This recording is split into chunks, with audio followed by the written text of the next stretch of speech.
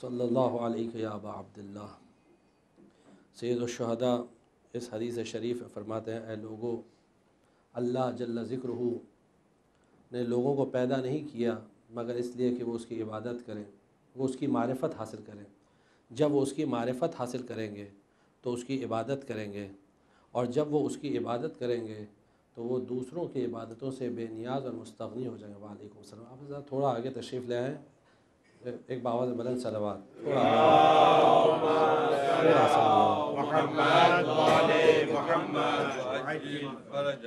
ایک اور صلوات باواز بلند۔ ایک شخص نے سوال کیا، فرزند رسول اللہ کی معرفت کیا ہے؟ آپ نے فرمایا لوگوں کی اپنے امام زمانہ کی معرفت، اپنے امام وقت کو پہچانے، وہ امام کہ جس کی اطاعت اللہ نے واجب کی ہے، الذی یجب علیہ طاعتہ، اللہ نے اس امام کی اطاعت واجب کی ہے۔ جب امام کی اطاعت واجب ہوگی اور جب امام کی اطاعت کرے گا کوئی شخص، تب وہ سمجھے گا کہ صحیح طریقہ کیا ہے عبادت کا۔ گفتگو کل یہاں تک پہنچی تھی کہ امام نے فرمایا، زرارہ سے جو حدیث تھی، کہ اسلام کی بنیاد 5 چیزوں پر ہے۔ اگر کوئی مسلمان ہوتا ہے تو اس کے لیے ضروری ہے کہ وہ 5 چیزوں کو فالو کرے، جس میں سب سے پہلی چیز نماز، پھر اس کے بعد روزہ، پھر حج اور زکوٰۃ، یہ 4 چیزیں تھیں، اور پھر لاسٹ میں ولایت۔ جب راوی نے پوچھا یہ 5 چیزوں میں سب سے اہم کیا ہے، امام نے فرمایا ولایت۔ کیوں؟ کیونکہ ولایت بقیہ تمام عبادتوں کی کلید ہے، چابی ہے۔ ولایت اور امامت چابی ہے۔ ولایت بتاتی کہ کس طرح بقیہ عبادتیں انجام دی جاتی ہیں، کس طرح انسان صحیح طریقے سے عبادت کر سکتا ہے۔ اور والی یعنی امام وہ ہوتا ہے جو لوگوں کو طریقہ سکھاتا ہے، ہدایت کرتا ہے ان کو اللہ کے معرفت کی طرف، اللہ کی طرف راستہ بتاتا ہے کہ دیکھو یہ اللہ کا راستہ ہے، یہ صحیح طریقہ ہوتا ہے، یہ صحیح عبادت ہوتی ہے۔ اب جب یہ بات واضح ہو گئی، تب پھر ہم لوگ انشاءاللہ تعالی اہل بیت علیہم السلام کی تعلیمات کی روشنی میں، یعنی اسی حدیث کو آگے بڑھاتے ہوئے حدیث کو مکمل کرتے ہیں، اور پھر اس کے بعد اہل بیت علیہ السلام کی تعلیمات کی روشنی میں دیکھتے ہیں کہ کس طرح انسان عبادتوں کے ذریعے لقاء اللہ کی منزل پہ پہنچتا ہے۔ یعنی پہلے حدیث کو مکمل کر لیتے ہیں کہ پھر راوی نے چھٹے ماہ، یعنی زرارہ راوی ہے۔ زرارہ کے بارے میں کل مختصر سا آپ کو انٹروڈکشن دے کہ زرارہ کون ہے۔ تو زرارہ نے سوال کیا کہ فرزند رسول یہ بتائیے کہ ولایت کے بعد سب سے امپورٹنٹ چیز کون سی ہے، امامت کے بعد سب سے امپورٹنٹ چیز کون سی ہے؟ امام نے فرمایا نماز۔ نماز سب سے امپورٹنٹ ہے، کیونکہ تمہارے پیغمبر نے یہ فرمایا ہے، امام فرماتے ہیں کیونکہ تمہارے پیغمبر نے یہ فرمایا ہے کہ نماز تمہارے دین کا ستون ہے، تمہارے دین کی بنیاد ہے، رکن ہے۔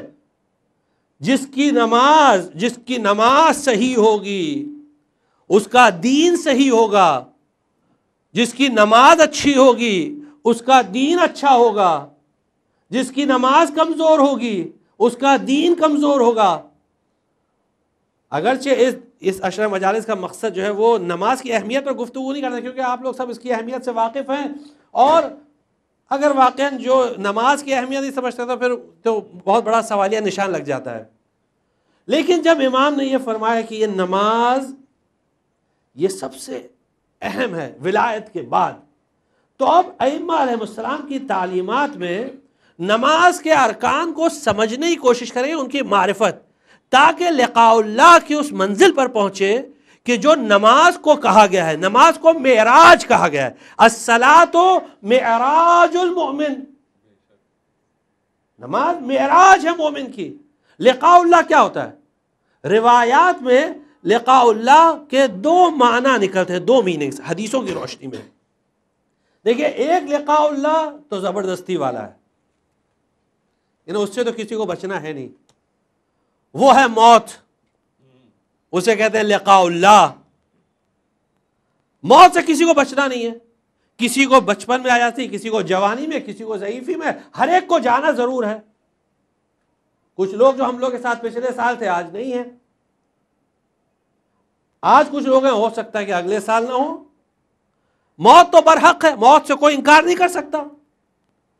فرق صرف اتنا ہو جاتا ہے کہ مومن اور منافق میں فرق یہ ہوتا ہے کہ مومن کے دل میں حب و لقاء اللہ ہوتی ہے، اللہ سے ملاقات کی محبت ہوتی ہے، اور منافق چاہے جتنا کہے لیکن جب موت سامنے آتی ہے تو ڈر جاتا ہے۔ اس کی وجہ یہ ہے کہ مولا کائنات امیر المومنین علی ابن ابی طالب علیہ الصلوۃ والسلام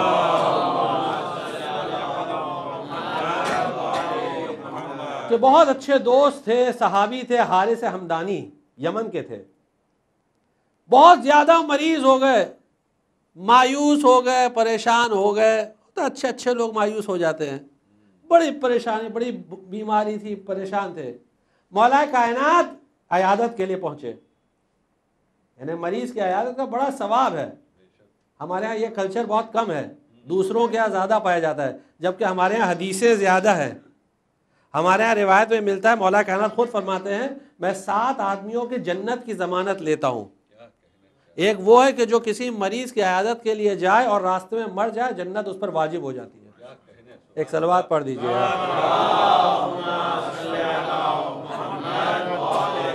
اتنی فضیلت ہے، اتنی فضیلت۔ مولا پہنچا عیادت کے لیے حارث ہمدانی کے پاس، دیکھا بہت پریشان ہے، کیا ہوا؟ کہا مولا حالات بہت خراب ہیں، بیمار ہوں، پریشان ہوں، اور آپ دیکھ رہے ہیں حالات، لوگ آپ کے مخالفین ہیں، سب دنیا بھر کے جو حارث نے بیان کیا۔ مولا نے حارث کو کچھ تسلی دی۔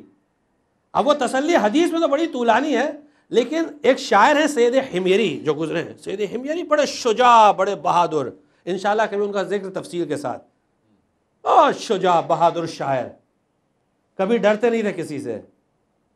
سید حمیری نے اس پورے حدیث کو نظم کی شکل میں پیش کیا ہے، نظم کی شکل میں۔ کہتے ہیں کہ مولا ہار کہے یا ہار و ہمدان من یمت یرنی من مؤمن او منافق قبلا، اے حارث ہمدان فکر مت کرو، کوئی بھی اگر مرتا ہے چاہے مومن ہو یا منافق، وہ مجھے دیکھے گا ضرور، دیکھے گا ضرور۔ یعرفنی وأعرفہ بنعتہ واسمہ وما عملا، وہ مجھے فوراً پہچان لے گا، چاہے مومن ہو چاہے منافق ہو۔ علی کو فوراً پہچان لے گا، اب مومن ہوگا تو دیکھ کر خوش ہوگا علی، اور منافق ہو تو دیکھ کر گا علی۔ ایک صلوات پڑھ دیجئے۔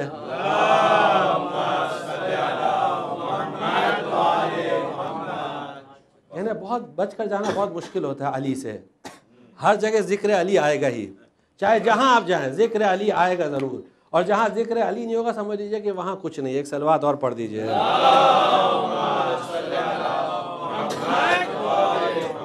حب لقاء اللہ، لقاء اللہ یعنی واقعا اللہ سے ملاقات کی محبت، مومن وہ ہوتا ہے۔ تو ایک وہ ہے لقاء اللہ، اور دوسری چیز لقاء اللہ جس کو کہا گیا ہے وہ عبادتوں کے ذریعے مومن اس منزل پر پہنچتا ہے جو لقاء اللہ کی منزل ہوتی ہے بغیر مرے ہوئے۔ اسی لیے روایات میں ملتا ہے مرو قبل اس کے کہ تم مرو، حدیث ہے موتو قبل ان تموتو، مرو قبل اس کے کہ تم مرو۔ اب اس کا مطلب کیا ہوتا ہے؟ اس کا مطلب یہ کہ قبل اس کے تم کو جو نیچرل ڈیتھ آئے اس سے پہلے تم اپنے آپ کو ایسا بنا لو کہ اللہ کے سامنے حاضر رہو، اور یہ صرف ان عبادتوں کے ذریعے ہو سکتا ہے جو انسان معرفت کے ذریعے حاصل کرتا ہے۔ تو آئیے پہلا قدم رکھتے ہیں اس ڈیوڑی پر، اس فنا پر کہ جہاں پہلا ذکر، یہ پوری حدیثوں کی روشنی میں شیخ العاملی رضوان اللہ تعالی علیہ بہت بڑے عالم تھے، انہوں نے کتاب لکھی وسائل الشیعہ الی تحصیل مسائل الشریعہ، یعنی شیعوں کے وسائل شریعت کے مسائل حاصل کرنے کے لیے 30 والیوم میں 30 والیوم 30 والیومز میں انہوں نے تمام حدیثوں کو جمع کیا ہے. شیخ الرعاملی بہت بڑے عالم دین تھے، زبردست عالم دین تھے. شیخ الرعاملی اس میں باقاعدہ انہوں نے ابواب مقدمات العبادہ ذکر کیا، یعنی عبادت کے مقدمات کے ابواب. اس میں جو ذکر کرتے ہیں تو کہتے ہیں کہ عقل ایک بہت ضروری شرط ہے عبادت کے لیے. عقل یعنی اگر کسی کے پاس عقل نہیں ہے تو اس کی عبادت بیکار ہے. اور حدیثیں بہت ہیں اس میں، یعنی انبیاء علیہ السلام کی مثالیں، انبیاء علیہ السلام کی روایات موجود ہیں کہ حضرت موسیٰ ایک آدمی، بنی اسرائیل کے ایک آدمی کی عبادت دیکھ کر بہت متاثر ہوئے. کہا کہ پروردگار کیا زبردست عبادت کرتا ہے، اس کا ثواب کتنا ہوگا. اللہ نے حضرت موسیٰ کو ثواب دکھا دیا، دیکھا کچھ بھی نہیں ہے. کہا پروردگار اتنی عبادت کرتا ہے اور ثواب کچھ بھی نہیں. یعنی جب دیکھو سجدے میں ہے، عبادتیں کر رہا ہے، نمازیں پڑھ رہا ہے، جو بھی اس زمانے کی نمازیں ہوں، جب دیکھا تو کچھ بھی نہیں. تو کہا موسیٰ جاؤ تھوڑے دن اس کے ساتھ رہو. موسیٰ علیہ السلام گئے اور تھوڑے دن اس کے ساتھ رہے. کہا بھیا عبادت تو بڑی زبردست تم کرتے ہو. اس نے کہا ہاں بقیہ سب کیسے احوال ہے، سب ٹھیک ہے، اللہ کی معرفت ہے، ہاں الحمدللہ سب ٹھیک ہے. ہاں صرف ایک مسئلہ ہے بس، میرے اللہ کے پاس گدھا نہیں ہے. گدھا نہیں ہے؟ گدھا سے اللہ سے کیا مطلب؟ یہ اتنی بہت ساری جو گھاس ہے اب یہ ویسٹ جا رہی نا. اگر اللہ گدھا رکھا ہوتا تو یہ گھاس کھا جاتا تو کتنا اچھا ہوتا. یعنی اس کے معرفت کا یہ لیول تھا. حضرت موسیٰ سمجھ گئے کہ بھائی اس کی جو معرفت ہے وہ گدھے تک محدود ہے. ایک صلوات پڑھ دیجئے.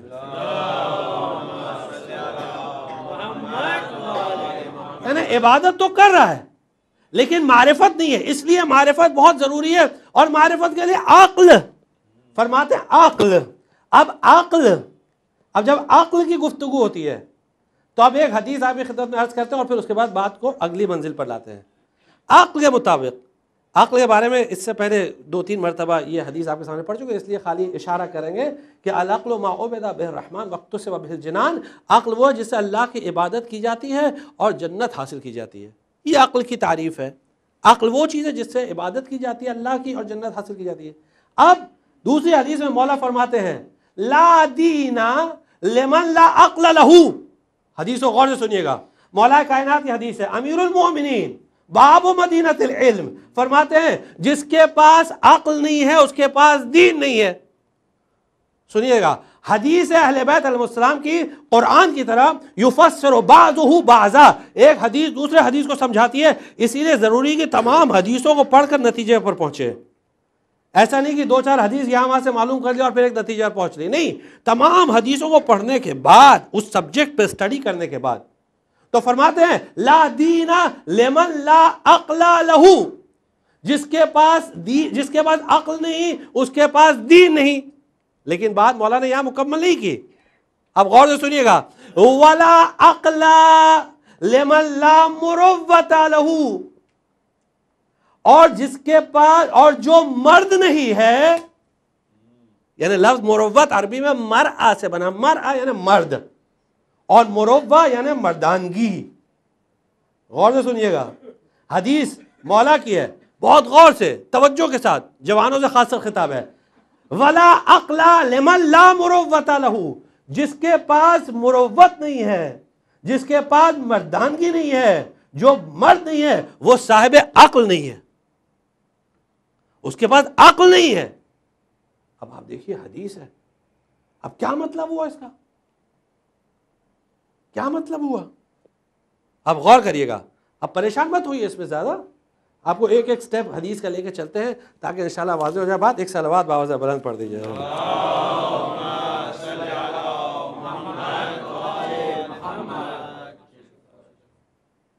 اب پہلے قرآن کی ایک آیت، قرآن کی آیت ہے، غالباً سورہ احزاب کی آیت ہے.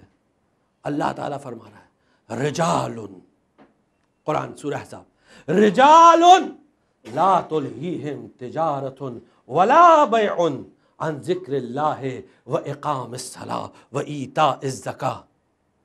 مرد صرف وہ ہیں، غور سے سنیے گا، مرد صرف وہ ہیں کہ جن کو خرید و فروخت، تجارت، بیچنا، یہ سب نہ اللہ کے ذکر سے دور کرتی ہے، نہ نماز سے دور کرتی ہے، نہ روزے سے دور کرتی ہے. یعنی دنیا کی جو شغل ہے، دنیا میں جو بزی ہو جانا ہے، یہ ان کو اللہ سے دور نہیں کرتا ہے. یہ اصلی مرد ہے. یعنی وہ افراد کہ جن کو دنیا کی چیزیں اللہ کے ذکر سے دور کر دیتی ہے، نماز سے دور کر دیتی ہے، روزے سے دور کر دیتی ہے، وہ مرد نہیں ہوا کرتے. یہ قرآن کے الفاظ ہیں. تو جب قرآن سمجھ میں آ گیا تو اب حدیث کو سن لیجئے. اب مولا فرماتے ہیں لا یتم مروت الرجل حتی، یعنی کسی بھی شخص کی مردانگی، مرد، انسان، شخص، آدمی اس وقت تک نہیں ہوگا جب تک کہ اس میں 4 صفات نہ پائی جائیں. 4 ایٹریبیوٹس، 4 کریکٹرسٹکس اس میں ہونا ضروری ہے، اور جس میں یہ 4 چیزیں پائی جاتی وہ اصل مرد ہے. پہلی صفت کیا ہے؟ حتی یتفقہ فی دینہ، یعنی وہ اپنے دین میں تفقہ حاصل کرتا ہے، علم حاصل کرتا ہے، ڈیپ نالج حاصل کرتا ہے. مرد ہے تو وَيَقْتَصِدَ فِي مَعِیشَتِهِ، اور اپنے معیشت، یعنی معیشت لائیولیہڈ، زندگی میں جو کماتا ہے اس میں کماتا اور خرچ کرتا ہے، اس میں وہ اکنامکلی چلتا ہے، اقتصاد سے کام لیتا ہے. نہ اسراف نہ بخل، دونوں بھی نہیں، مقتصد ہے. تیسری چیز وَيَصْبِرَ عَلَى النَّائِبَةِ، اور وہ پریشانیوں میں صبر کرتا ہے، چاہے جیسی مصیبت آ جائے. اذا نزلت بہ، جب پریشانی اس پر ٹوٹ پڑتی ہے. وَيَسْتَعْذِبَ مَرَارَةَ الْإِخْوَانِ، یہ بڑا اہم ہے. یعنی واقعاً مرد تو یہ ہے جس میں چوتھی صفت پائی جاتی ہے. اور جب اس کے بھائی یعنی مومن اس کے خلاف ایسی کڑوی باتیں کرتے ہیں، جو اس پر تہمتیں اور الزامات لگاتے ہیں، وہ ان کڑوی باتوں کو میٹھا سمجھتا ہے. تہمت، الزام، انشاءاللہ ایک ایک پر تھوڑی دیر گفتگو ہوگی. کہ امام فرماتے ہیں واقعا مرد یہ، یعنی آیت اللہ وحید خراسانی کا ایک پیٹنٹ جملہ، وہ تقریباً ہر مجلس میں جب کسی عالم کا ذکر کرتے ہیں تو ان کے جملے کو ہم ریپیٹ کر رہے ہیں، کیونکہ ان کا جملہ ہمارا نہیں ہے، اس لیے کاپی رائٹ ان کا ہے. تو وہ کہتے ہیں کہ میں انسان نہیں ہوں لیکن انسانوں کو دیکھا ہے. یہ ان کا جملہ ہے. خود انسان نہیں ہوں، یعنی انسانیت سے فاقد ہے ہم لوگ، وہ اپنے لیے بولتے ہیں، جبکہ خود مرجع تقلید ہیں. اور واقعا یعنی اخلاق کے اس لیول پہ آیت اللہ وحید خراسانی مرجع تقلید، زبردست شخصیت، لیکن کہتے ہیں میں انسان نہیں ہوں لیکن انسانوں کو دیکھا ہے. بہرحال ایسے ہی انسانوں میں آج کیونکہ جمعے کا دن ہے اس لیے ایک چھوٹا سا واقعہ آپ کی خدمت میں عرض کرتے ہیں، پھر اصل حدیث پہ آتے ہیں. ایسے ہی انسانوں میں ایک انسان گزرے، یعنی ایک فقیہ مرجع دینی بہت بڑے عالم، آیت اللہ خوئی، آیت اللہ عظمت سید ابوالقاسم قاسم الخوئی رضوان اللہ تعالی علیہ کے ہم عصر، ان کے کنٹمپریری سید عبدالاعلی سبزواری. سید عبدالاعلی سبزواری آخوئی کے بہت کلوز تھے، اور سید عبدالاعلی آخوئی کے بعد مرجع تقلید بنے بھی، لیکن بہت کم عرصے کے لیے پھر ان کا انتقال ہو گیا، اور اس کے بعد آیت اللہ سیستانی بنے. یعنی حوض علمیہ نجف میں سید عبدالاعلی سبزواری مدرس تھے، مرجع دینی تھے، اور بڑے بڑے مراجع جو نجف کے تھے وہ ان کے شاگرد تھے. ابھی تقریباً 21 سال پہلے ان کا انتقال ہوا، 1414 ہجری میں. یہ 1435 ہے، 1414 ہجری میں انتقال ہوا. 1328 میں ان کی ولادت ہوئی تھی، یعنی 86 ایئرس کی ایج میں ان کا انتقال ہوا. سید عبدالاعلی سبزواری. سید عبدالاعلی سبزواری نے ایک واقعہ نقل کیا تھا، لیکن خالی اپنے خاص افراد سے، اور یہ کہا تھا کہ جب تک میں زندہ رہوں تم کسی سے بتانا نہیں. یہ ان کا واقعہ ہے.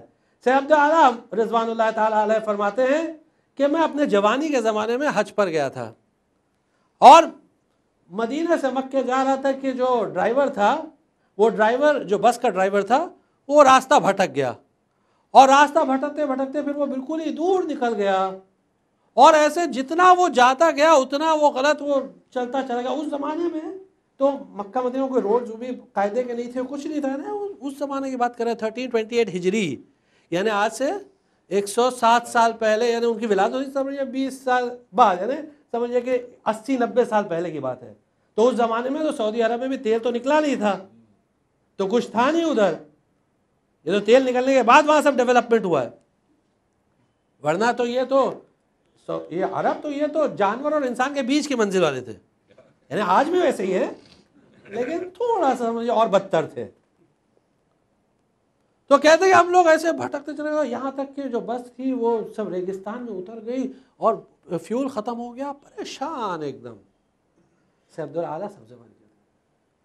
اب جتنے لوگ جو بس میں بیٹھے ہوئے تھے وہ سب بہت پریشان ہو گئے، حاجی تھے حاجی، اور جا رہے تھے حج بیت اللہ کے لیے، لبیک اللہم لبیک، جب تک پیٹرول تھا کھانا تھا۔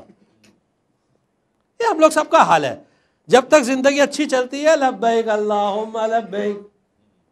اب یہاں جب یہ مسئلہ ہوا تو یا اللہ یہ کیا ہے، یہ کیا مسئلہ ہے، یہ کیا ہے، ہم لوگ تو نیت اچھی تھی، ذرا سی مشکل پڑی اور گریا آزاری، اللہ کی رحمت سے مایوس ہو گئے۔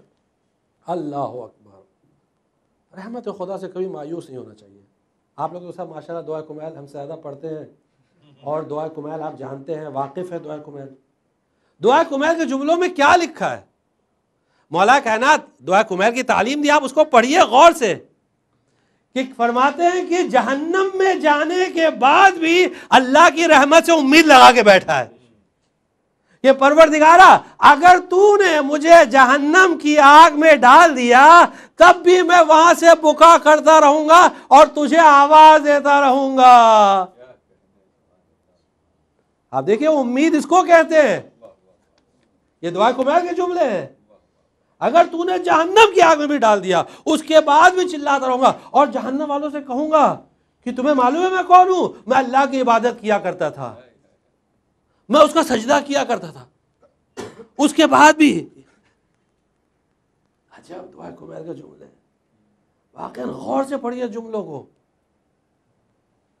اب یہاں ذرا سا پریشانی آئی اور سید عبدالعالیٰ کہتے ہیں کہ میں دیکھا کہ ان لوگوں کی یہ حالت ہے، میں تھوڑی دور چلا گیا اور وہیں ریگستان میں نے نماز جعفر طیار کی نیت کی اور اللہ اکبر بول کے نماز جعفر طیار شروع کر دی۔ آپ جانتے ہیں نماز جعفر طیار، یہ نماز جو ہے وہ صرف شیعوں کی کتابوں میں نہیں پائی جاتی ہے بلکہ دوسروں کی کتابوں میں پائی جاتی ہے، وہاں بھی ملتی ہے۔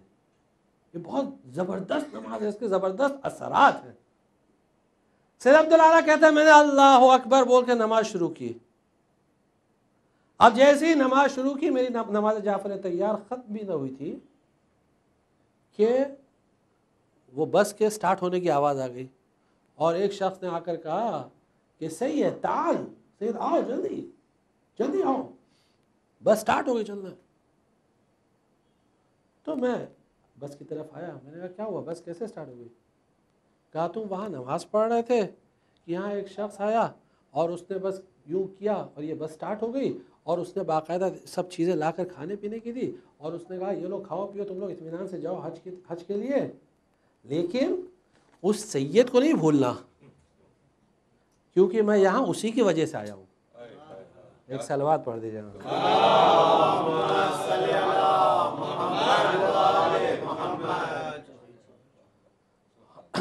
یہ سید عبدالعالیٰ کا واقعہ ہے اور مرجع دینی، اسی لیے مراجع کرام کا بہت احترام کرنا چاہیے۔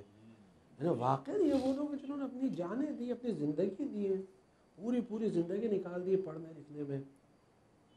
اور یہ واقعہ خود سید شیرازی نے نقل کیا ہے، سید شیرازی، سید محمد شیرازی، یہ ان کا نقل کیا ہوا واقعہ ہے، اس لیے اس کو کوئی جلدی انکار بھی نہیں کر سکتا، کیونکہ انہوں نے نقل کیا ہے۔ تو بہرحال اس کے پیچھے ایک داستان، ایک صلوات اور پڑھ دیجیے۔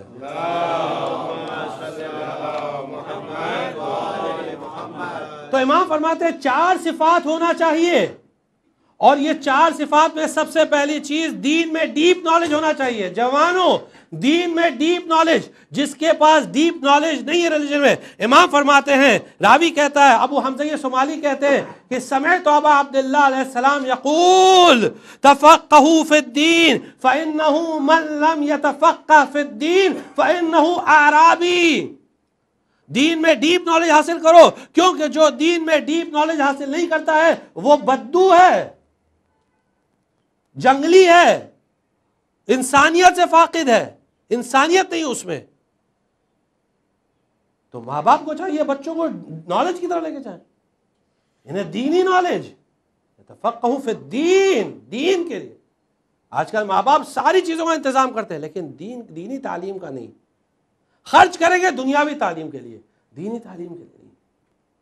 انہیں واقعی یہ ٹریجڈی ہے ہمارے ہاں کہ اگر کسی مولوی کو پکڑ لائے کہیں سے، الفاظ کو معاف کریے گا لیکن حقیقت امر یہ ہے کہ کسی مولوی کو اگر پکڑ لائے کہیں سے قرآن سکھانے کے لیے تو جیب میں ہاتھ ڈال کے مسل کے 100 کے نوٹ نکال کے اگر دے دیے مہینے میں تو سمجھ لیا کہ مولوی کے ساتھ پشتوں پر احسان ہو گیا. واقعی ایسا نہیں ہے. دینی تعلیم یعنی واقعی بچوں کو دینی تعلیم کی طرف. امام فرماتے ہیں فہو اعرابی، اور پھر اس کے بعد فرماتے ہیں ان الفقہ تفقہوا فی الدین، دین میں ڈیپ نالج حاصل کرو، کیونکہ فقہ کیا ہے؟ یہ بصیرت کی مفتاح ہے. بصیرت ہے انسائٹ. انسائٹ کسے کہتے ہیں؟ انسائٹ، بصیرت. یعنی ایک ہوتی ہے بصارت اور ایک ہوتی ہے بصیرت. بصارت اسے کہتے ہیں جو سامنے کی چیز کو دیکھنا، اور بصیرت اسے کہتے ہیں جو چیز سامنے نہ دکھ رہی ہو اس کو دیکھنا، اسے کہتے ہیں بصیرت. جس کے پاس فقہ ہوتا ہے وہ ان چیزوں کو دیکھتا ہے جو سامنے، جو دوسرے انسان نہیں دیکھ پاتے ہیں. اس کی کلید کیا ہے؟ وہ تمام العبادہ، پوائنٹ یہ ہے فقہ جو ہے وہ عبادت کا پرفیکشن ہے. اور وَالسَّبَبُ إِلَى مَنَازِلِ الرَّفِيَّةِ وَالرُّتَبِ الْجَلِيلَةِ فِي الدِّينِ وَالدُّنْيَا. اور یہ فقہ تم کو بڑے بڑے منزلوں پہ پہنچائے گا، دین میں بھی دنیا میں بھی. دین میں بھی اونچی منزل پر پہنچو گے، دنیا میں بھی اونچی منزل پر پہنچو گے. اونچا رتبہ ہوگا، بڑا رتبہ ہوگا، بڑی منزلت ہوگی اگر دین میں ڈیپ نالج ہوگی تو. دین میں اگر ڈیپ نالج ہوگی. امام فرماتے ہیں وَفَضْلُ الْفَقِيهِ عَلَى الْعِبَادِ، اور فقیہ کی فضیلت دوسرے لوگوں پر ایسی ہوتی ہے جیسے سورج کی فضیلت ستاروں پر. اور جو شخص دین میں ڈیپ نالج حاصل نہیں کرتا ہے اللہ اس کے کسی بھی عمل سے راضی نہیں ہوگا. اللہ اس کے کسی بھی عمل سے راضی نہیں ہوگا. یہ حدیث ہے، قول معصوم ہے، قول معصوم ہے. بحر الانوار میں جلد 10 میں یہ ریفرنس ہے اس کا، اگر کسی کو چاہیے دیکھ سکتا ہے. بحر الانوار والیوم 10 پیج 247. اللہ کسی بھی عمل سے راضی نہیں ہوگا. اب کیونکہ بحر الانوار کی بات دی تو کل جب ہم نے بات کہی تو ایک شخص نے، ایک جوان نے ایک اچھا سوال کیا، بہت اچھا سوال، اس کا جواب ابھی ہم دے دیتے ہیں. سوال بہت اچھا تھا. دیکھیے سوال آپ کریے ضرور، اور ہمیں بڑی خوشی ہوتی ہے جب ہم جو بولتے ہیں لوگ سوال پوچھتے ہیں، اس کا مطلب لوگ جاگ رہے ہیں. یہ سب سے بڑی پہلی خوشی. اور دوسری بات کہ یعنی سمجھیں بات کو، بڑی اچھی بات ہے یہ. لیکن ہاں سوال ادب سے، مؤدبانہ طور سے. یعنی آپ ای میل لکھیں گے اس میں گالی گلوچ لکھیں گے تو اس سے کچھ فرق نہیں پڑنے والا ہے، کیونکہ ہم لوگ بہت پرانے چاول ہو گئے سب چیزوں میں. اب یہ سب کوئی فرق نہیں پڑتا. شروع میں تھوڑا اثر ہوتا تھا کہ انہوں نے ایسا بولا ویسا بولا، اب کوئی فرق نہیں ہوتا کیونکہ ای میل کی تعداد بڑھتی جا رہی ہے. برے بھالے اس سے کچھ ہونے والا نہیں ہے. آپ کو کوئی سوال ہے، اگر کسی چیز سے راضی نہیں ہے تو یہ علمی بحث ہے. آپ سوال کریں، ایک نہیں 100 سوال کا جواب ہوگا. لیکن آپ اگر ای میل لکھ کے برا بھلا بولیں گے تو کچھ نہیں ہونے والا ہے. آپ سر پھوڑ ڈالیے. اور ہم ایسے ای میل کا جواب بھی نہیں دیتے. اگر چلو بولتے آپ اس کا جواب دیجیے، نہیں سوری. تو سوال یہ تھا کہ اگر آپ نے کہا کہ علامہ مجلسی نے ایسا نہیں کہا ہے بحر الانوار میں، تو اس کا مطلب کیا کہ بحر الانوار کی ساری حدیثیں صحیح ہیں؟ نہیں، ایسا نہیں ہے کہ بحر الانوار کی تمام حدیثیں صحیح ہیں. یہ کسی نے نہیں کہا. بلکہ بحر الانوار نہیں، ہمارے یہاں صحیح کا مفہوم ہی نہیں ہے. جو دوسروں کا صحیح یہ صحیح وہ صحیح، وہ ہمارے ہاں صحیح کا مفہوم ہی نہیں ہے. ہمارے ہاں صحیح صرف ایک کتاب سمجھی جاتی ہے، وہ قرآن کریم. بس وہ کتاب ہے جس کے اوپر بلائنڈ فیتھ ہے. اب حدیثوں میں آپ دیکھتے جائیے، جو حدیث قرآن کے مطابق ہو وہ حدیث صحیح، جو قرآن کے مطابق نہیں ہے وہ حدیث غلط. ہاں لیکن اس کو بھی سمجھنے کے لیے فقیہ ہونا چاہیے. یعنی ایسا بھی نہیں کوئی سڑک چھاپ آدمی آگے بولے یہ قرآن کے خلاف ہے، نہیں. اس کے لیے قرآن کی ڈیپ نالج ہونا چاہیے، حدیث کی ڈیپ نالج ہونا چاہیے. کیوں؟ قرآن کے بارے میں خود قرآن نے کہا ہے کہ قرآن میں دو طرح کی آیت ہے، ایک کلیئر آیت ہے اور ایک ان کلیئر یعنی ایمبیگوس. یعنی آیات جو عربی اصطلاح میں آیات محکم اور آیات متشابہ. تو متشابہ کون سمجھے گا؟ جو صاحبان قرآن ہے وہ متشابہ سمجھیں گے، یعنی اہل بیت علیہ السلام جن کو قرآن نے راسخون فی العلم کہا ہے.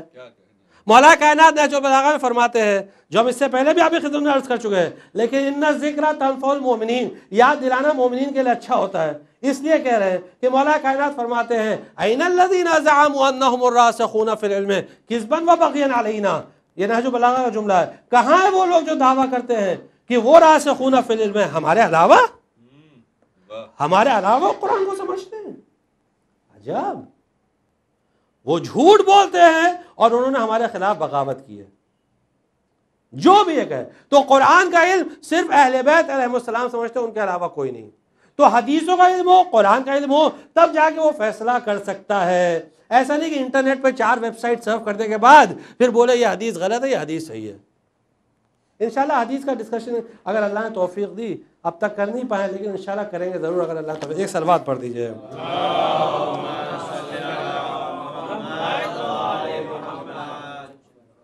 پھر امام فرماتے ہیں اور جس نے دین میں علم حاصل نہیں کیا، فقیہ نہیں ہوا، اللہ قیامت کے دن اس کی طرف دیکھے گا بھی نہیں.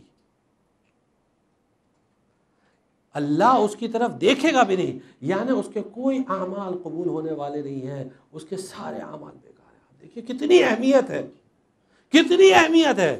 جب حاصل کریں، جتنا حاصل کریں، کرتے رہیں، کبھی بھی یعنی اس سے مایوس نہ ہو کہ نہیں ابھی ہماری عمر ہو گئی ہے اب کیا پڑھیں گے، اب تو جوانی نکل گئی. اب نہیں، یہ مایوسی ہے. پہلا قدم اٹھائیں، ہو سکتا ہے خود امام عصر علیہ السلام آ کر سر پہ ہاتھ پھیر دیں.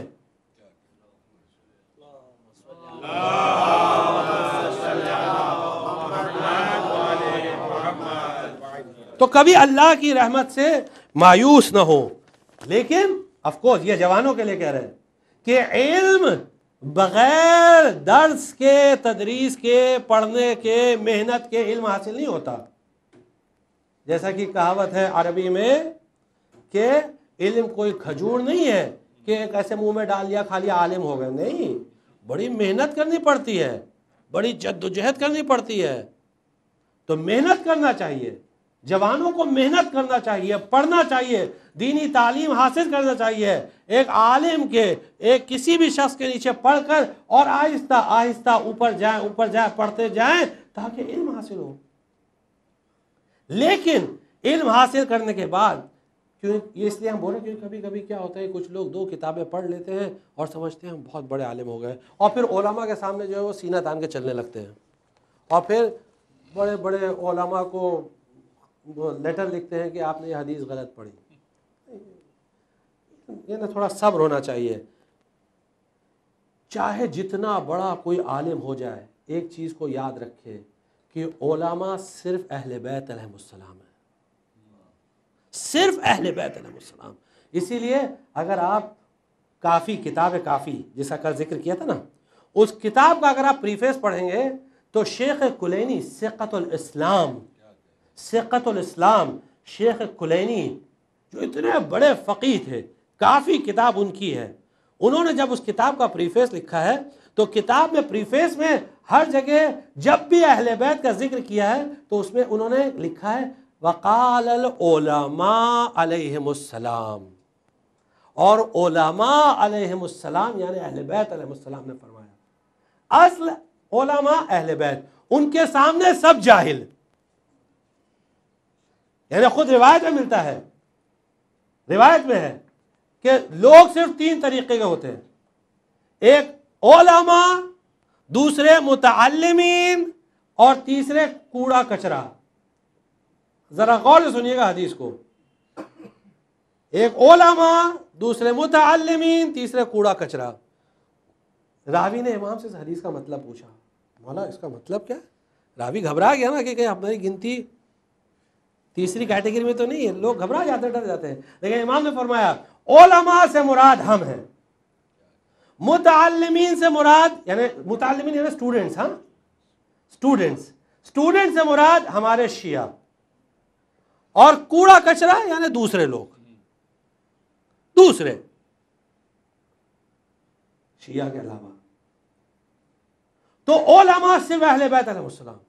اب آدمی علم میں چاہے جتنا بڑا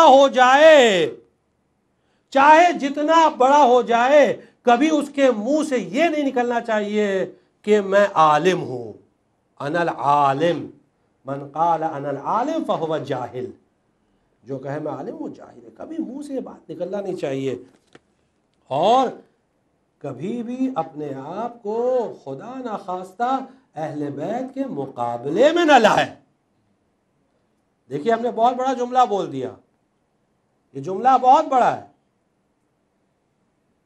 اہل بیت کے مقابلے میں لانے کا مطلب کیا ہے؟ اہل بیت علیہ السلام کے مقابلے میں لانے کا مطلب یہ ہے کہ جب اہل بیت علیہ السلام نے ایک رائے پیش کر دی تو اس رائے کے سامنے اپنی رائے پیش کرنا یعنی اہل بیت کے سامنے اپنے آپ کو لانا ہے.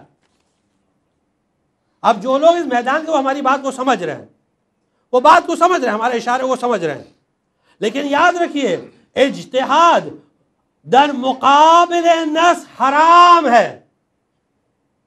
جب نص موجود ہے یعنی اہل بیت علیہ السلام کی حدیث موجود ہے، اس کے سامنے اپنے اجتہاد کو پیش کرنا حرام ہے. حرام ہے، جائز نہیں ہے.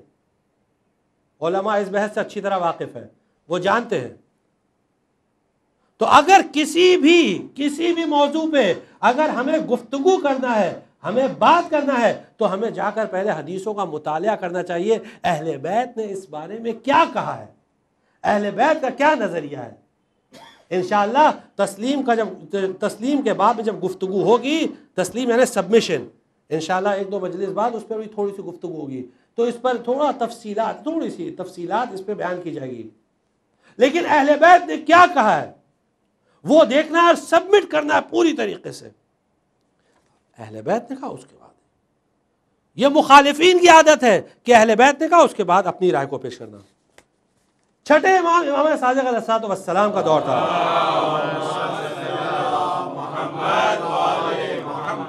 اور آپ جانتے ہیں یہ وہ دور تھا جب بڑے بڑے اس ٹائم فقہا موجود تھے، اپنے بھی پرائے بھی. آپ کو پتہ ہے سب. اور زیادہ سے امام صادق علیہ السلام کے شاگرد تھے، لیکن جا کے اپنی دکان کھول کے بیٹھ گئے تھے، اصلی دوا خانہ بول کے. سیکھے یہاں اور وہاں جا کے دکان کھول کے بیٹھ گئے. کوئی مسئلہ نہیں، اب دکان کھول کے بیٹھے. کسی نے آ کے سوال کیا، راوی بیٹھا ہوا ہے، غور سے سنیے گا. راوی بیٹھا ہوا ہے، کسی نے آ کے سوال کیا اس شخص سے جس نے دکان کھولی تھی. سوال کیا، اس نے جواب دیا. اب جیسے ہی جواب دیا تو راوی نے کہا کہ یہ تم کیا جواب دے رہے ہو، یہ تم نے غلط جواب دیا. اس نے کہا کیوں؟ کہا میں نے جعفر ابن محمد علیہ السلام جو سنا ہے،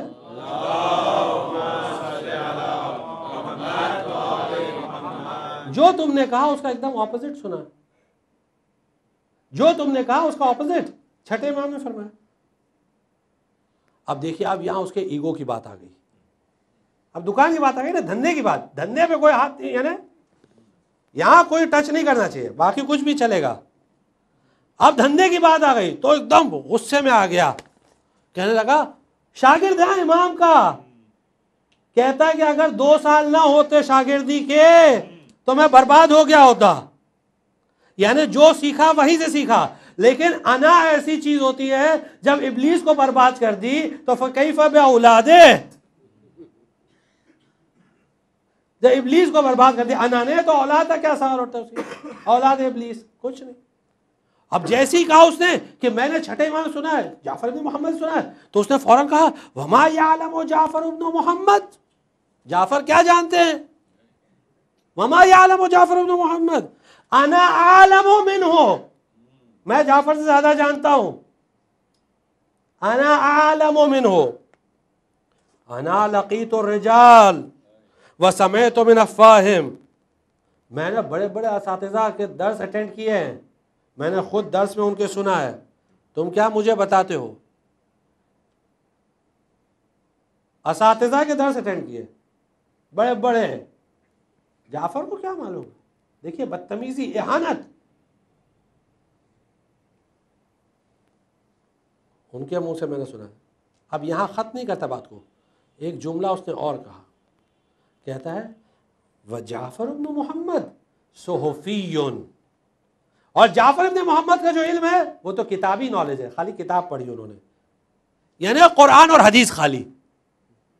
سنیے گا غور سے، خالی انہوں نے کیا پڑھا ہے؟ قرآن اور حدیث.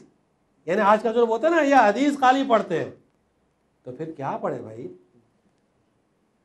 کہاں کی داستانیں سنائیں؟ قرآن اور حدیث اگر نہ پڑھے، آپ یقین جانیے ہم پر اعتراض ہوا ہے، اور اچھے بڑوں نے اعتراض کیا ہے کہ آپ حدیثیں کیوں سناتے ہیں؟ واقعاً اللہ شاہد ہے، آپ حدیثیں مت سنایا کریے. پھر کیا سنائیں؟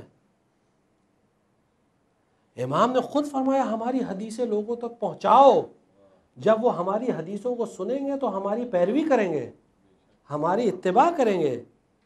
اور یہ جو دسترخوان ہے امام زمان سے روٹی توڑ توڑ کے بڑے ہوئے، یہ اعتراض کرتے ہیں کہ حدیثیں کیوں سناتے ہو؟ اللہ اکبر.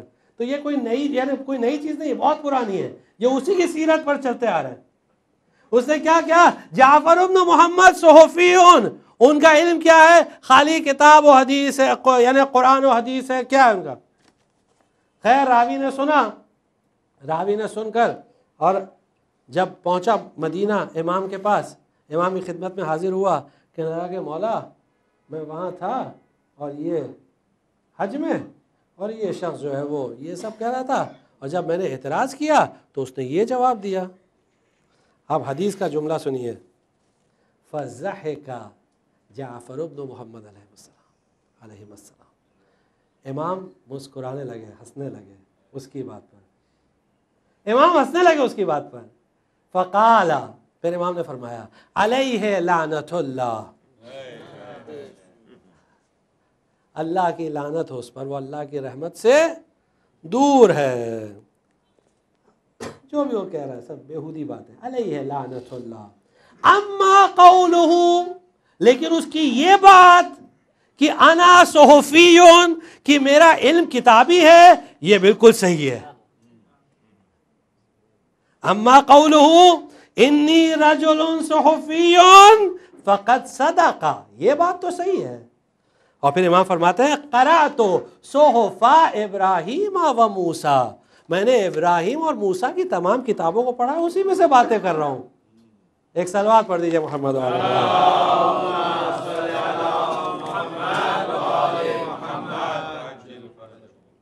علم حاصل کریں، لیکن یہ علم کبھی بھی اس لیے نہ ہو کہ دنیا میں کوئی بزرگی ہو، کوئی بلندی ہو، لوگ ہاتھ چومیں، لوگ آغا کہیں، لوگ فلاں کہیں، لوگ یہ کہیں، لوگ مولانا کہیں. نہیں، اس لیے نہیں کہ لوگ احترام کریں، نہیں نہیں نہیں. اصول کافی میں فرسٹ والیوم میں، پہلے ہی فرسٹ والیوم میں انہوں نے پورا ایک کتاب العلم لے کر آئے ہیں علم کے اوپر، اور اس میں حدیث لے کر آئے ہیں. حدیث سن لیجیے بس، حدیث اور آج آپ کی زحمت تمام. امام فرماتے ہیں من طلب العلم لیباہی بہ العلماء او یماری بہ السفہاء او یصرف بہ وجوہ الناس الیہ فلیتبوأ مقعدہ من النار ان الریاست لا تصلح الا لأہلہا. جو اگر علم حاصل کرتا ہے، من طلب العلم، کاہے کے لیے؟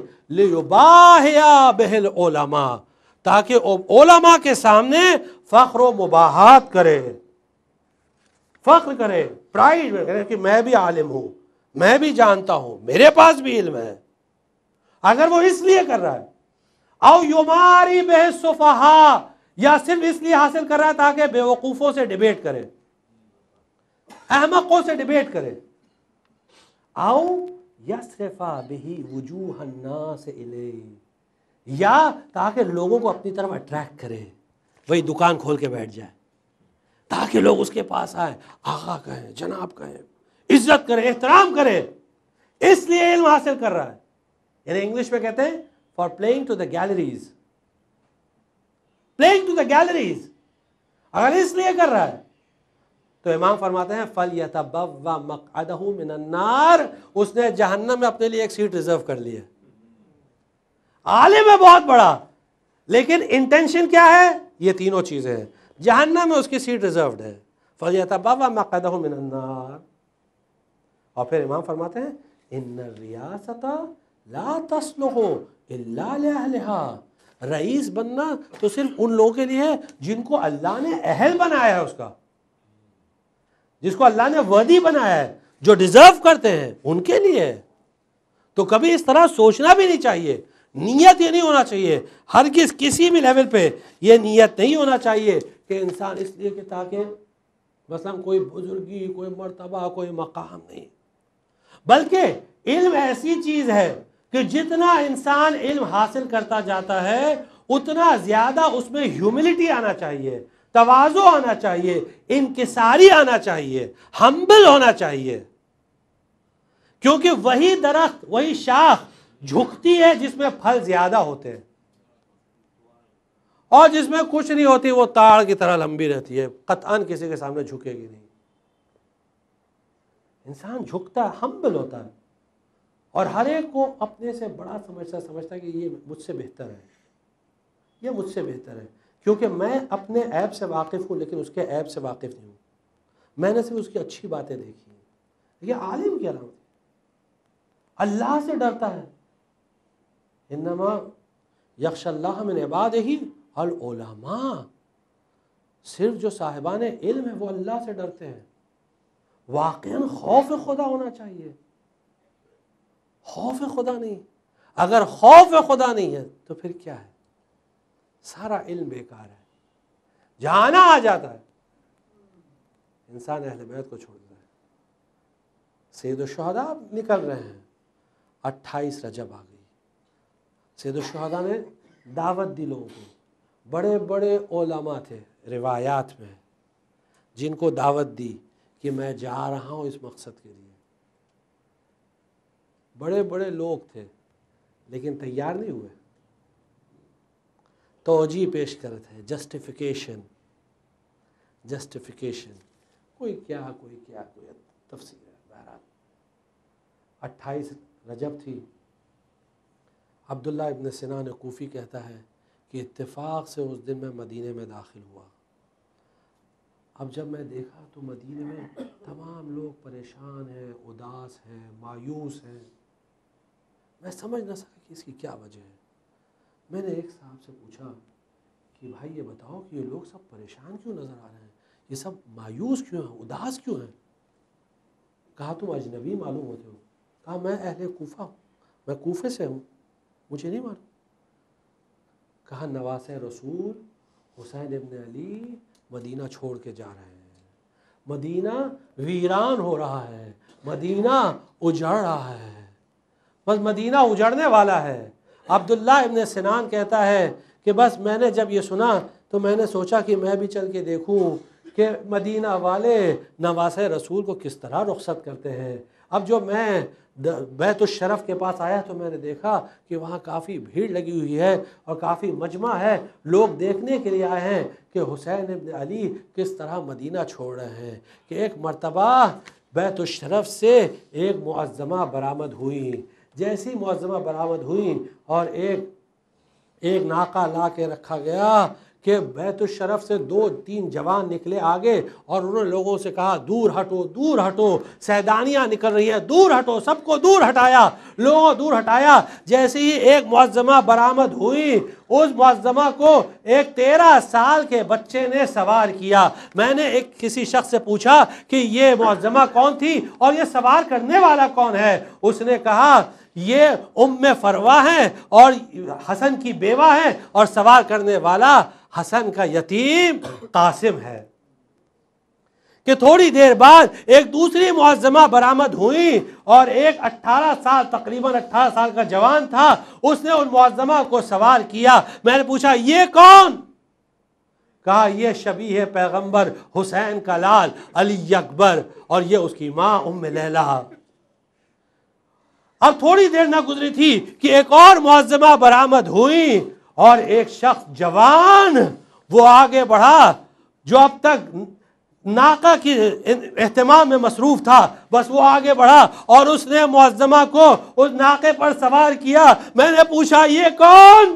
کہا یہ علی کی چھوٹی بیٹی ام کلثوم اور سوار کرنے والے ابو الفضل العباس ابن امیر المؤمنین۔ اب تک بنی ہاشم کے جوان سب مصروف تھے اہتمام میں کہ ایک مرتبہ ایک بی بی برآمد ہوئی۔ حسین اب تک کے کرسی پر بیٹھے ہوئے تھے، نگرانی کر رہے تھے کہ جیسے ہی یہ بی بی برآمد ہوئی حسین اپنی جگہ پر سے کھڑے ہو گئے۔ بنی ہاشم کے جوان آگے بڑھے، کسی نے نالین سنبھالی، کسی نے بازوؤں کو سنبھالا، کسی نے محمل کا پردہ اٹھایا۔ میں نے پوچھا یہ کون؟ کہا یہ زینب علی کی بیٹی۔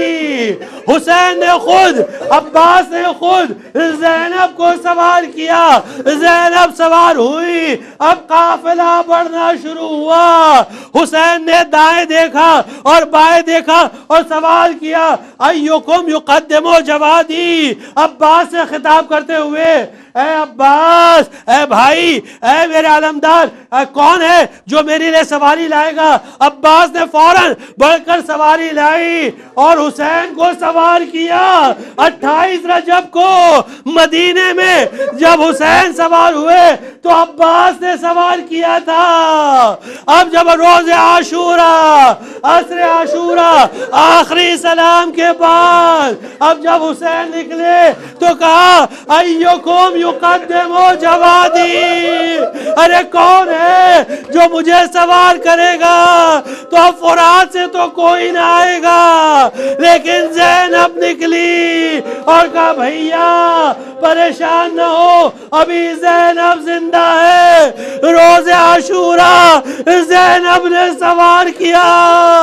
اب زینب نے سوار تو کر دیا، کہا بھیا جاؤ خدا حافظ۔ اب جب حسین گھوڑے سے گرے تو فاطمہ زہرا آ گئی، آ میرے لال، آ میرے لال۔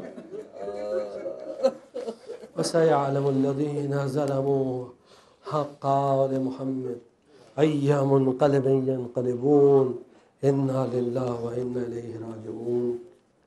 پروردگارا امام زمان علیہ السلام کے ظہور میں تعجیل فرما، امام زمان علیہ السلام کے ظہور میں تعجیل فرما، ہم کو ان کے اعوان و انصار میں شمار فرما۔ پروردگارا جو لوگ پریشان ہیں ان کے پریشانیوں کو دور فرما، جو مقروض ہیں ان کے قرضوں کو ادا فرما، جو بیمار ہیں ان کو شفاء کامل و عاجل عطا فرما، جو لا ولد ہیں ان کو اولاد نیک اور صالح عطا فرما، بحق الزہراء ان کو اولاد نیک اور صالح عطا فرما، بحق الحسین، بحق الحسین ان کو اولاد نیک اور صالح عطا فرما۔ پروردگارا ہم کو دنیا میں زیارت حسین اور آخرت میں شفاعت حسین سے مشرف فرما۔ ایک سورہ فاتحہ اور 3 بار قل هو اللہ پڑھ کے مرحومہ نور بانو بھائی رضا حسین وکیل، مرحومہ فاطمہ بھائی علی حسین وکیل، مرحومہ رخسانہ بھائی امیر علی مرچنٹ اور جملہ مرحومین و مرحومات کے لیے سب کے